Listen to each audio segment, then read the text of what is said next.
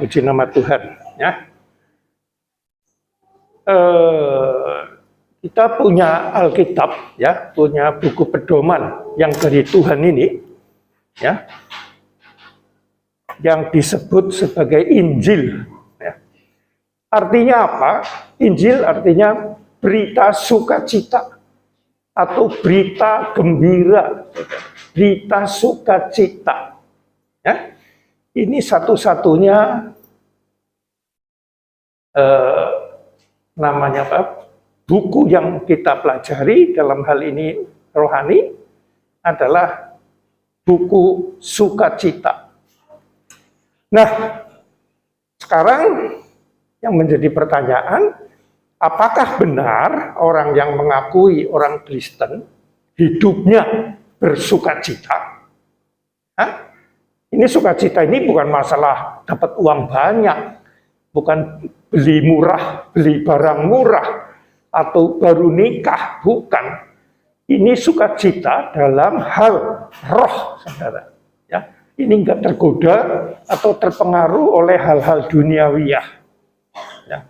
Apabila kita belum sampai ke situ, walaupun sudah aktif, ya, datang ke gereja maupun sudah aktif membaca firman, sudah aktif berdoa, kalau hidupnya masih gelisah, tidak tenang, gampang kepengaruh oleh duniawi, dan fokusnya kepada hal-hal dunia yang begitu menggoda, kita sebetulnya belum kalau sampai seperti itu, kita belum menjadi orang Kristen yang sesuai tujuan Tuhan.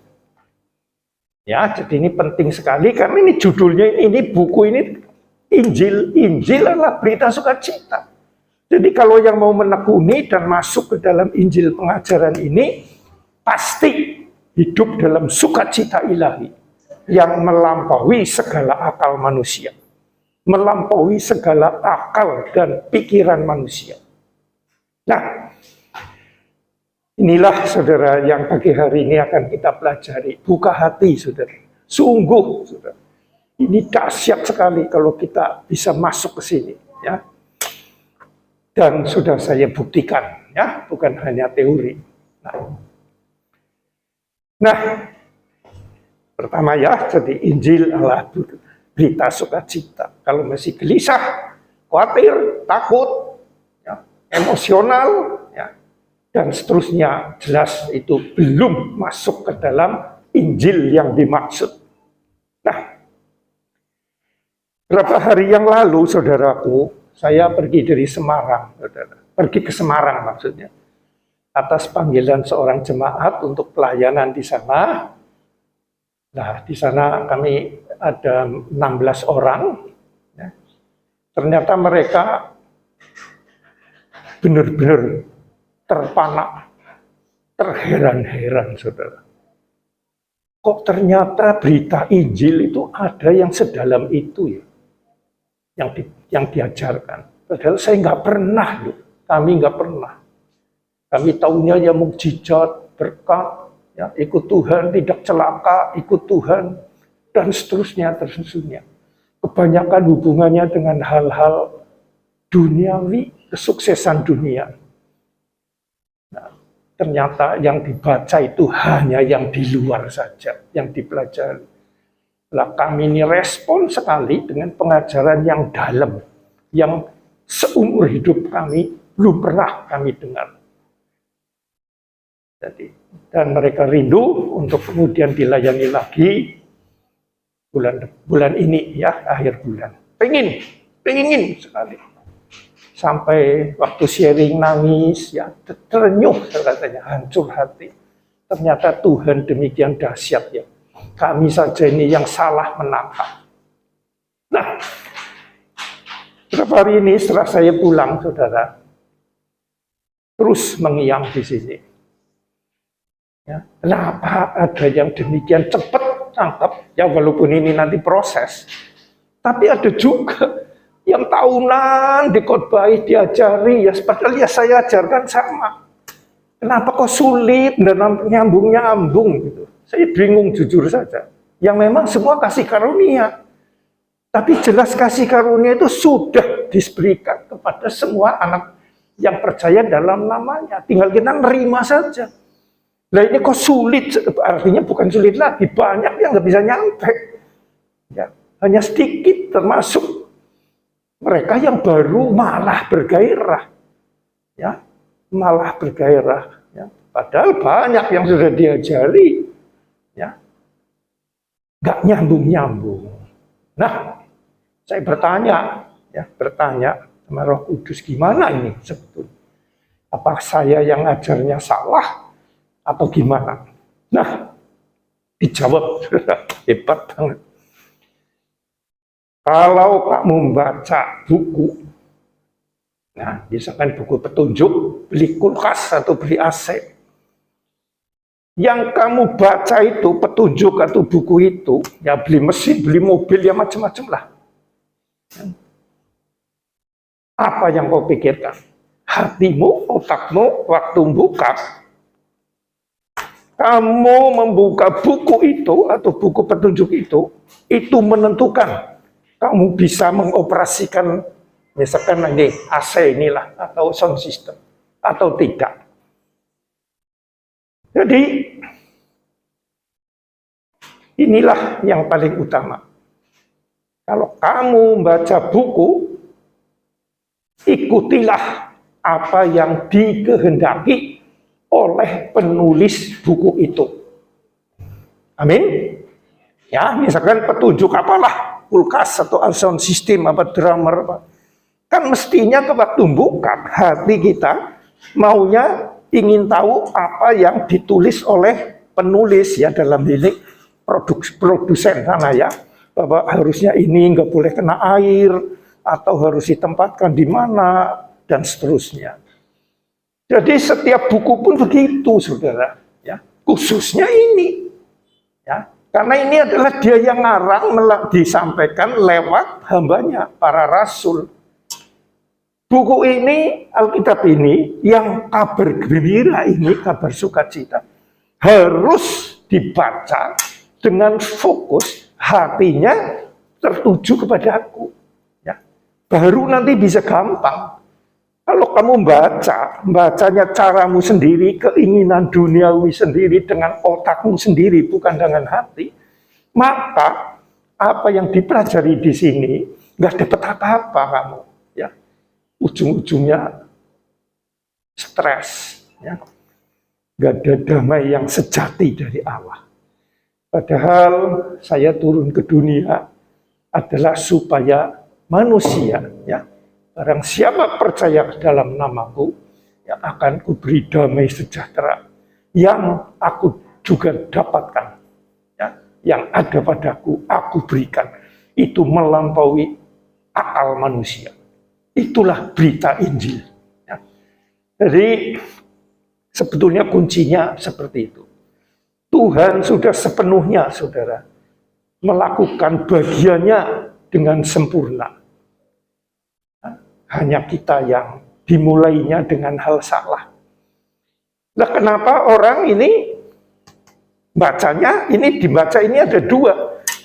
Yang hatinya mau mengikuti penulisnya, yaitu maksudnya yang mengilhami ya. Dan yang kedua, mengikuti apa yang aku kehendaki, ya, secara manusia. Nah, memang mayoritas adalah senang yang saya kehendaki, alias baca, misalkan beli alat ini bukan mengikuti petunjuk daripada insinyur yang bikin atau pabrik yang bikin, tetapi karpe dewek, jadi malah rusak akhirnya. Ya, tapi kalau sungguh-sungguh baru alat-alat ini awet dan optimal. Ya, ini penting sekali, saudara. Ya, baca firman harus disiapkan dengan hati berdoa, terbuka di hadapan Tuhan. Ya, jangan pakai otak sendiri. Termasuk buku-buku saya banyak itu mayoritas ya, itu semua karpe dewek, saudara.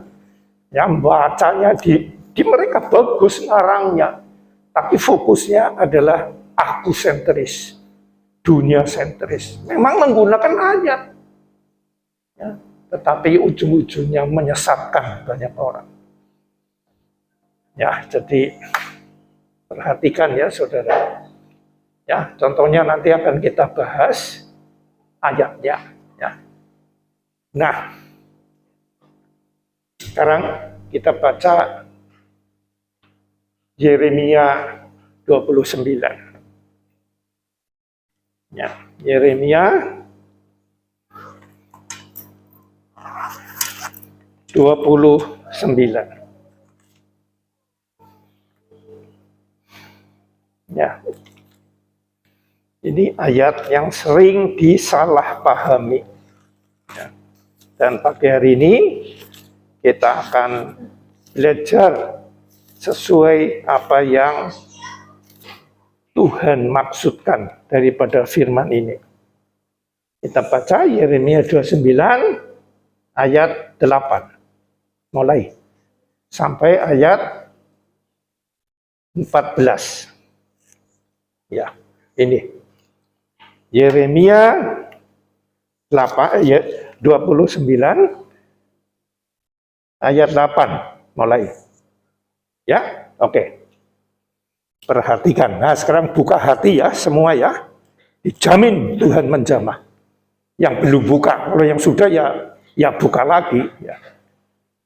Perhatikan. Ya. 2, 3. Sungguh beginilah firman Tuhan semesta alam, Allah Israel. Janganlah kamu diperdayakan oleh nabi-nabimu yang ada di tengah-tengah kamu, dan oleh juru-juru tenungmu, dan janganlah kamu dengarkan mimpi-mimpi yang mereka mimpikan. Sebentar, di sini dulu. Jadi jangan mudah percaya dengan nabi dan dengan juru tenung dan tukang mimpi. Ya, nah, kenapa begini ya? Nanti ada jawabannya, saudara. Jangan melalui orang lain lah, langsung Tuhan saja yang di Alkitab, gampangnya gitu. Ya, jangan itu nubuatnya dahsyat, ngubur-ngubur ke sana. Itu penglihatannya hebat. Ke sana. Jangan, saudara. Ya, perhatikan. Ya, terus ayat 9. Sebab mereka bernubuat palsu kepadamu demi namaku. Aku tidak mengutus mereka. Demikianlah firman Tuhan. Kalau sekarang pabriknya ngomong itu nggak pernah boleh kena air, ya, misalkan alat inilah tidak boleh kena air misalnya. Ya, tetapi saya menyebutkan boleh kena air atau dari petunjuk itu nggak disebutkan nggak boleh kena air. Salah siapa? Salah pabriknya apa salah saya yang ngajar itu? Nah inilah saudara, ya. Sebab mereka bernubuat palsu kepadamu demi namaku, ini demi nama Tuhan. Palsunya apa? Palsunya ya ini rohani saudara, yang nanti mempengaruhi hal duniawi. Ya. Karena akan dikembalikan Taman Eden, nanti ada semua di sini ternyata. Ya, jadi palsu ini bukan ngambil ayat yang di luar ini, bukan. Ini palsu adalah mirip dengan asli, ya, tetapi bukan yang dari Tuhan dan demi nama Tuhan. Ini dahsyat ya. Aku tidak mengutus mereka, demikian firman Tuhan. Tidak mengutus mereka untuk memberitakan yang palsu. Yang aku kehendaki yang memberitakan yang asli, yang dari saya. Nah ini ya, terus 2, 3. Sebab beginilah firman Tuhan. Apabila telah genap 70 tahun bagi Babel, barulah aku memperhatikan kamu. Aku akan menepati janjiku itu kepadamu dengan mengembalikan kamu ke tempat ini. Ya, perhatikan ini. Nah, ini nubuat sekarang, ya. Nubuat hari ini belum terjadi. Nah, perhatikan. Sebab beginilah firman Tuhan. Apabila ini telah genap 70 tahun bagi Babel. Artinya ini genap waktunya, yaitu 70 tahun. Ya. Baru aku memperhatikan kamu. Ya. Ini adalah, nah ini aku akan menepati janjiku itu kepadamu dengan mengembalikan kamu ke tempat ini. Jadi pada waktu yang tepat, ya, aku akan memperhatikan kamu, jemaat, ya, menepati janjiku, mengembalikan kamu ke tempat ini. Waktu ini, nubuat ini adalah masalah matinya Yesus dan bangkitnya zaman kasih karunia ini. Ya, kalau zamannya Yeremia ini belum kasih karunia, saudara. Ini tadi adalah janji penggenapan Yesus mati dan bangkit di kayu salib setelah genap waktunya. Nah, waktu ini belum, tapi nanti berapa ratus tahun kemudian baru terjadi matinya Yesus di kayu salib. Bangkit hari ketiga yang mengalahkan maut. Ya, perhatikan. Terus ayat 11.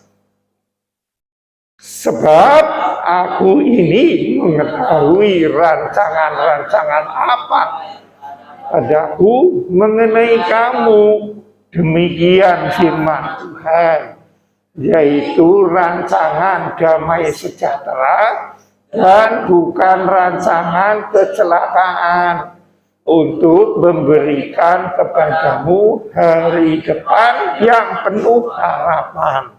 Ya, ini ya. Aku, Allah dalam ini Yesus Kristus, mengetahui rancangan apa yang ada padaku. Ya. Jadi Yesus ini punya rancangan terhadap umat manusia, saudara, ya, mengenai kamu. Demikian firman Tuhan, yaitu rancangan damai sejahtera dan bukan rancangan kecelakaan. Jadi damai sejahtera berlawanan dengan kecelakaan. Jadi ini salah. Dulu saya salah, dikira kecelakaan ini kalau pergi ya nggak ketabrak becak, ya, atau ketabrak dokar, atau ketabrak mobil. Ya semua dianggap kecelakaan ini duniawi, saudara. Ya, padahal ini bertolak belakang dengan damai sejahtera. Jadi rancangan damai sejahtera ini rancangan yang sesuai Tuhan dan bukan rancangan kecelakaan. Kecelakaan ini kutuk, saudara, yang oleh Adam, yang iblis yang di Taman Eden. Ya, celaka ini terkutuk. Nah, satunya damai sejahtera, sukacita. Jadi rancangan Tuhan maksudnya mengutus Yesus ke dunia untuk mengembalikan ke Taman Eden di mana sukacita dan damai sejahtera ilahi terjadi kembali. Maksudnya begitu.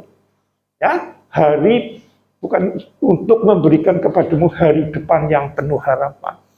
Terus damai sejahtera, walaupun ada masalah, damai, saudara. Masalah tetap ada, diselesaikan, saudara. Tapi nggak kebawa ini. Inilah hari depan. Di samping di dunia ini penuh damai sejahtera dan sukacita, nanti suatu saat kita dipanggil bersama Tuhan. Ya, di sana ini pun penuh dengan pengharapan. Maka disebutkan hidup adalah Kristus, mati adalah keuntungan. Itu adanya satu-satunya ayat, ya, yang di berita-berita ini tentang rohani yang dikatakan mati adalah keuntungan. Ya, kebanyakan yang ditulis itu mati ya celaka, ya, sial. Kristus, ya, di dalam Kristus. Apabila kita saat hidup di dalam Kristus, ya, Filipi 1 ayat 21, coba. Ya, jadi ada syaratnya, mati adalah keuntungan. Syaratnya percaya Yesus dan dalam hidupnya benar-benar sepenuhnya untuk Tuhan, walaupun secara sehari-hari ya bekerja untuk mencukupi kebutuhan kita. Tapi hatinya ini harus sesuai dengan yang kehendaki Tuhan. Sekarang kita pindah dulu Filipi, ya, coba 2, 3. Karena bagiku hidup adalah Kristus dan mati adalah keuntungan. Ya, jadi waktu kita hidup ini bukan aku lagi yang hidup, tapi Kristus yang hidup di dalam aku. Hidupku yang kuhidupi sekarang dalam daging adalah hidup oleh iman dalam nama anak Allah yang telah mati dan bangkit untuk menebus dosaku. Nah, setelah itu mati adalah keuntungan. Kenapa untung? Ya karena ketemu dia secara pribadi, saudara. Ketemu dia, di sana sudah hanya damai sejahtera, tidak ada tangisan dan sebagainya. Ya, jadi ada depannya, ya. Kalau hidup bukan aku, ya, kalau hidupnya ini bukan Kristus, tapi hidupku sendiri, matinya nggak keuntungan, saudara. Mestinya kan dibalik ini. Nah, terus tandanya apa setelah kita benar-benar hidup adalah Kristus? Ayat 22.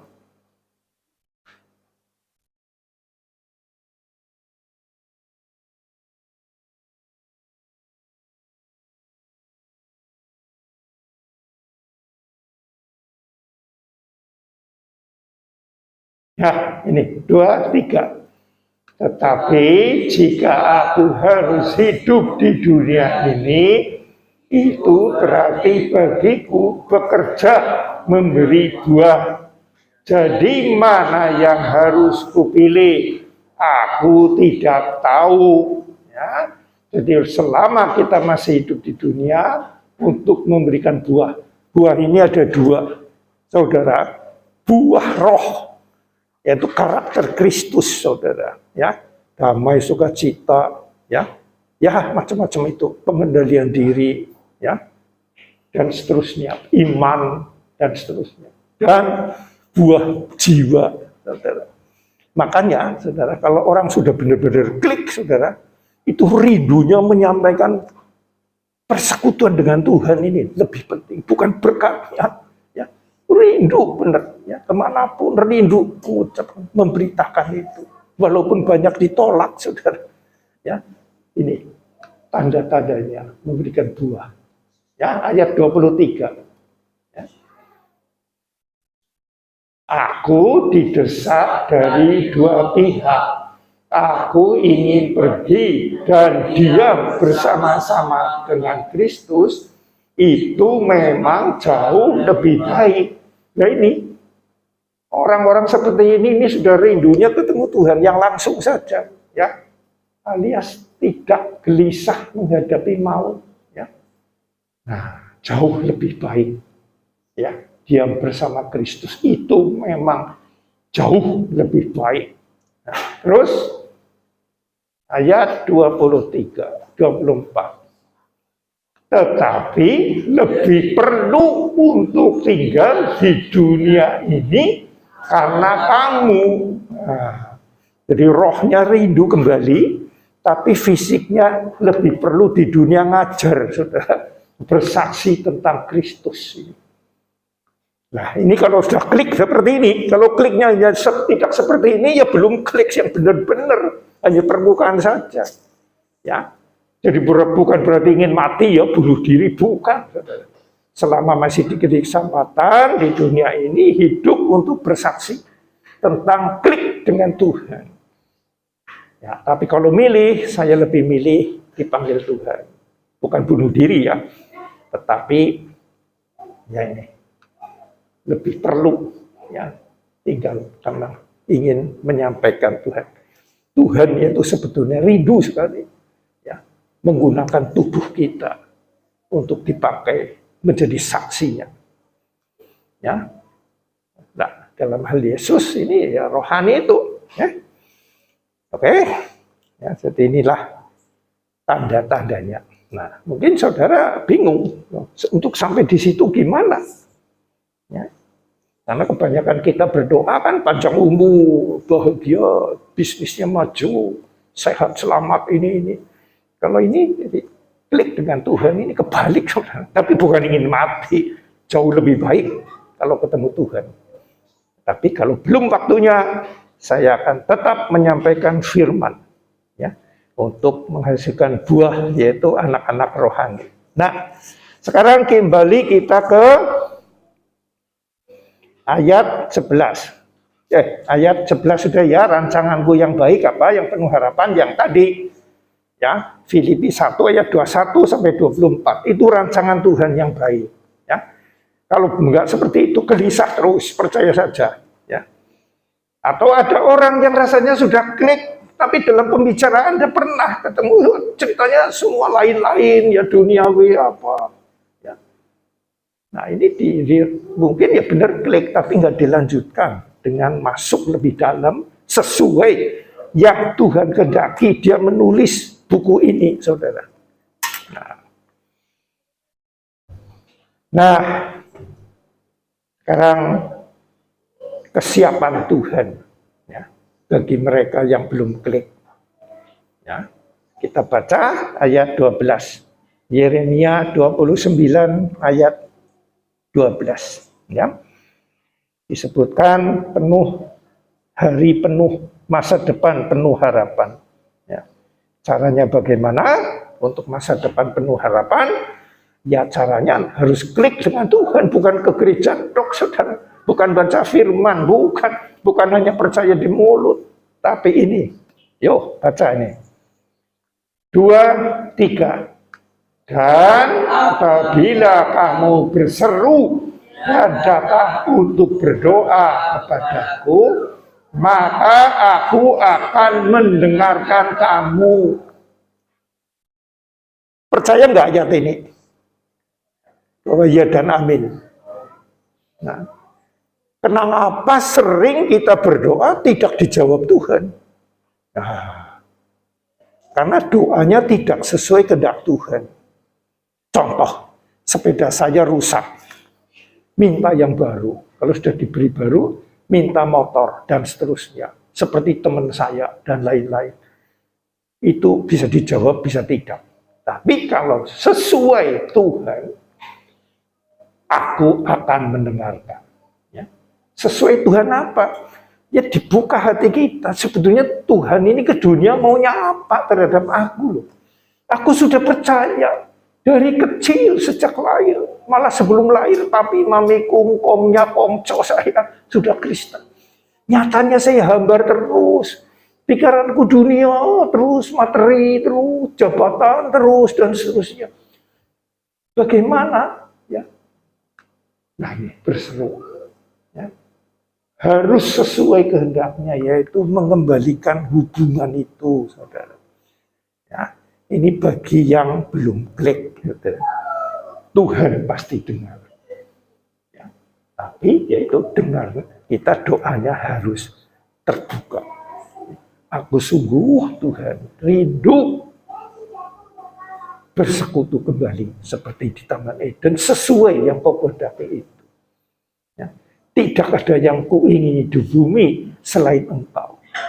Nah, doanya begitu. Siap enggak? Ini ayat pernah di mana ya? Saya lupa. Mazmur. Ada ayatnya begitu. Tidak ada yang kuingini di bumi selain engkau. Ya. Itu yang namanya doa yang dikehendaki Tuhan. Doa itu pasti dijawab. Ya. Kalau enggak percuma ayat ini, saudara. Ya, ini akan mendengarkan. Di samping mendengarkan, terus 13. Apabila kamu mencari, ya, bukan berdoa, mencari aku, kamu akan menemukan aku. Apabila kamu menanyakan aku dengan segenap hati. Jadi ada tingkatannya. Berdoa dan mencari. Yaitu tadi memang berdoa. Bukan baru mencari di mana Tuhannya, bukan. Dalam sana. Ya, aku berdoa dan aku percaya engkau mendengar aku. Dan aku mencari.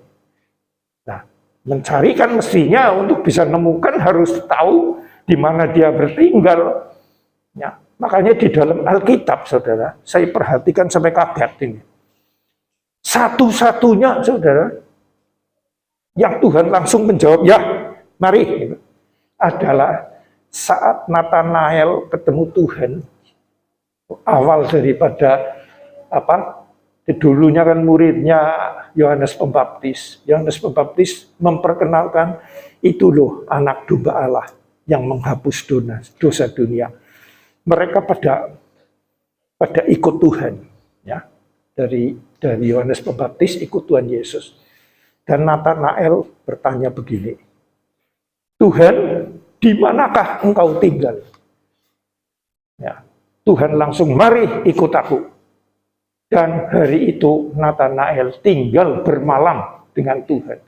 Itu satu-satunya, saudara, permintaan yang langsung dikabulkan.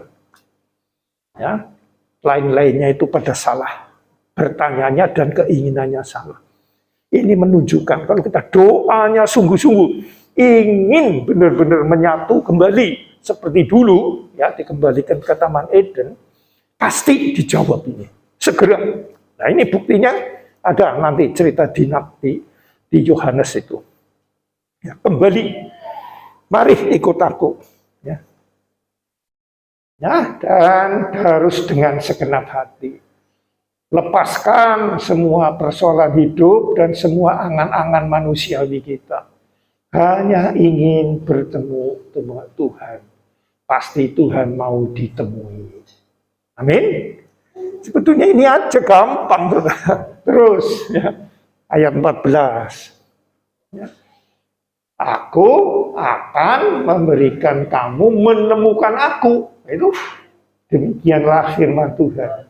Dan aku akan memulihkan keadaanmu. Dan akan mengumpulkan kamu dari antara segala bangsa dan dari segala tempat kemana kamu telah kucerai-beraikan. Ya, jadi kita akan dipisahkan dengan orang-orang duniawi. Nah, mereka memandang kita nyeleneh, saudara, aneh, nggak umum. Ya. Tapi itulah, dan baru dikembalikan ke tempat kamu kucerai-beraikan, dikembalikan ke Taman Eden, saudara. Ya. Dikembalikan ke Taman Eden. Ya. Sebab tulisannya, Pak, dan aku akan mengembalikan kamu ke tempat yang dari mana aku telah membuang kamu. Yang membuang kamu kan, kalau bangsa Israel dibuang untuk ke Taman Eden, ke Babel, saudara, dari Kanaan ke Babel. Ya, Kanaan lambang itu hidup dalam kelimpahan rohani, saudara, Kanaan. Ya. Nah, itu dikembalikan ke Taman Eden, diusir dulunya, ya. Nah, ini kembali. Nah, ya, jadi ini Tuhan pasti menjawab. Jadi kalau belum, ya saudara yang salah, bukan Tuhan, yang Tuhannya sudah siap kembali. Kenapa salah? Ya karena pikiran manusianya, ya model manusia lama, ya bahwa saya serius untuk supaya berkat Tuhan datang. Yang dagang semakin ramai dan seterusnya dan seterusnya. Ya. Jadi nggak ketemu atau mengira kalau sudah ke gereja udah cukup lah. Ya. Padahal sebelum keluar gereja atau sudah di dalam gereja pun belum tentu orang itu hatinya sungguh-sungguh. Nah, jadi nggak ketemu, saudara. Ya. Dari ini kita belajar, ya, jangan sia-siakan kasih karunia Allah dalam Yesus Kristus. Dia demikian rindu dengan kita untuk benar-benar klik dengan Dia. Ya, Dia sudah siapkan segalanya, saudara. Hanya kita yang salah. Ya, baca tapi karpet dewek, saudara. Ya, jadi nggak ketemu, saudara. Sayang, saudara. Ya, dan Tuhan kasihan kalau di situ.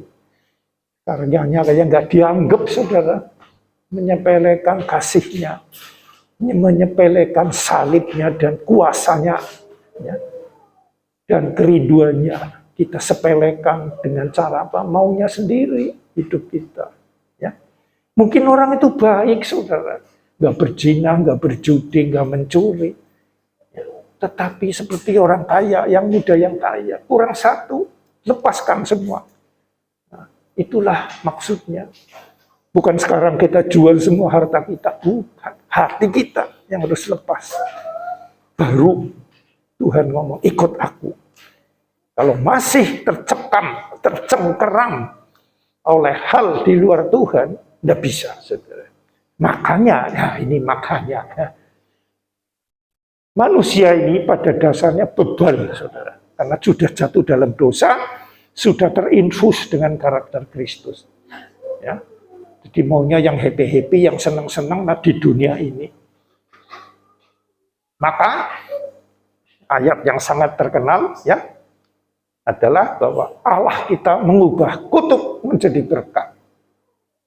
Atau di Roma 8 ayat 28.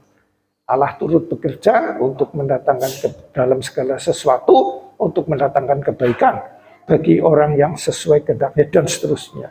Dikembalikan melalui masalah hidup, saudara. Nah, kalau kita memang ada masalah, ya, contohnya anak kecil ya, ada masalah, ya polos gitu, ya memang sulit, saudara. Nah, yang paling repot adalah sudah ada masalah, tapi tidak menganggap bahwa itu adalah batu loncatan untuk dekat Tuhan. Di Ibrani 12 disebutkan orang Kristen yang seperti itu memposisikan dirinya sebagai anak gampang atau anak yang tidak sah. Anak sih anak, tapi tidak sah. Kalau anak tidak sah, ya tidak mendapat waris, ya tidak mendapat waris, alias tidak mendapat persekutuan yang kekal. Ya, jadi semua orang sebetulnya sudah ada masalah kehidupan, saudara. Entah sakit penyakit, entah keluarga, entah bisnis, karir, dan seterusnya. Ada pastilah. Selama kita orang sehat, orang umum begini, pasti ada. Tapi beda-beda. Ya. Atau dihian, ya keluarga lah, macam-macam. Nah, sering kita nggak bisa terima itu, bahwa ini adalah berkat terselubung. Nah, dianggapnya batu sandungan, yang benar batu loncatan, melalui masalah batu-batu yang menghadang, saya loncat ke sana.